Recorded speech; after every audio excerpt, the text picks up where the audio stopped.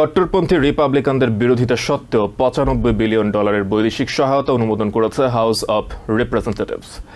এর মধ্যে ইউক্রেনের জন্য বরাদ্দ $60.84 বিলিয়ন, ইসরায়েলের জন্য $26 বিলিয়ন এবং তাইওয়ানের জন্য $8.12 বিলিয়ন। শনিবার ডেমোক্র্যাট ও রিপাবলিকানদের যৌথ ভোটে এই অনুমোদন দেওয়া হয়।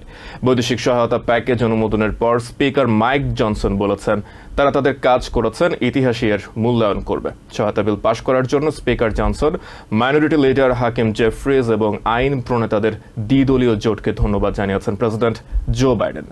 প্যাকেজটি সেনেটে দ্রুত পাশ করে চূড়ান্ত অনুমোদনের জন্য তার কাছে অনুরোধ জানিয়েছেন তিনি। দীর্ঘ দর কষাকষির পর অবশেষে হাউসে পাশ হয়েছে আলোচিত ফরেন এইড বিল। 4টি বিলের সমন্বিত এই বিলের একটি অংশ Ukraine security supplemental appropriation act, যা শনিবার হাউসে পাশ হয়েছে 311-112 ভোটে। হাউসে বিলটি পাশ হবার ঘোষণা এলে ডেমোক্রেটরা উল্লাস করেন এবং ইউক্রেনের পতাকা নাড়েন।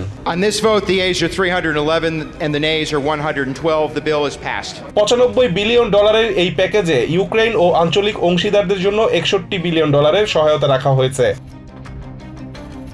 ইউক্রেনের সহায়তা সিংহভাগই ব্যয় হবে আমেরিকায় ইউক্রেনের জন্য অস্ত্র সরঞ্জাম তৈরির অবকাঠামো নির্মাণে। এছাড়া $14 বিলিয়ন ইউক্রেনে উন্নত অস্ত্র সরবরাহ ও আকাশ প্রতিরক্ষা ব্যবস্থা জোরদারে ব্যয় করা হবে। ইউক্রেনের সহায়তা বিল পাশের আগে হাউসে 366-58 ভোটে ইসরায়েল সিকিউরিটি সাপ্লিমেন্টাল বিলটি পাশ হয়। $26.4 বিলিয়ন এই সামরিক সহায়তায় থাকছে ইসরায়েলের আয়রন ডোম ঢেলে সাজানো সহ উন্নত প্রতিরক্ষা সরঞ্জাম এবং মানবিক সহায়তা অব্যাহত রাখার বিষয়টি।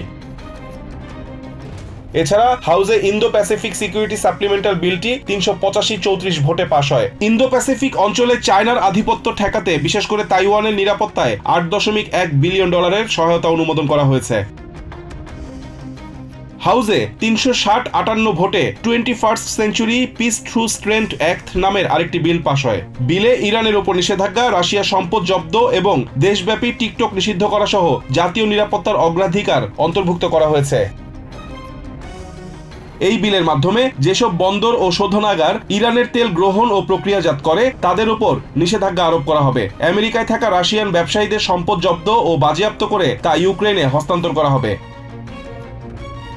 হাউসের কট্টর রিপাবলিকান ও বেশ কয়েকজন উদারপন্থী ডেমোক্রেটদের তীব্র বিরোধিতার মুখে গত ফেব্রুয়ারিতে সেনেটে পাশ হওয়া $95 বিলিয়ন সম্পূরক প্যাকেজটি কয়েক মাস ধরে হাউসে এসে স্থবির হয়ে পড়ে। বিল পাশের আগে হাউস ফ্লোরে ডেমোক্রেটদের জোরালো সমর্থনের কথা জানান house minority leader Hakim Jefferies. Of the legislative package that is before the Congress. মধ্যপ্রাচ্য সংকট সহ বর্তমান বৈশ্বিক প্রেক্ষাপটে চায়না রাশিয়ার হুমকি মোকাবেলায় এই বিল জাতীয় নিরাপত্তাকে সুরক্ষিত করবে বলে জানান house minority leader. To do what is necessary to defend democracy wherever the world is destabilized and it's a tinderbox. এদিকে বিল পাশের প্রতিক্রিয়ায় হাউস স্পিকার জনসন বলেন বৈশ্বিক চ্যালেঞ্জ মোকাবেলায় বিলটি পাশ হওয়া খুব জরুরি ছিল। And they're a global threat to our prosperity and our security. তবে এই বিলকে সেনেটে পাশ হওয়া বিলের মতো ব্ল্যাঙ্ক চেক বলতে নারাজ স্পিকার জনসন। তিনি বলেন এই বিলের মাধ্যমে তারা ইউক্রেনকে জবাবদিহি করার বিধান রেখেছেন। It provides for greater accountability over Ukraine aid. Rizwan Kader, TVN 24 news desk. New York থেকে সম্প্রচারিত TVN 24 টেলিভিশন বিশ্বজুড়ে বাঙালির কণ্ঠস্বর।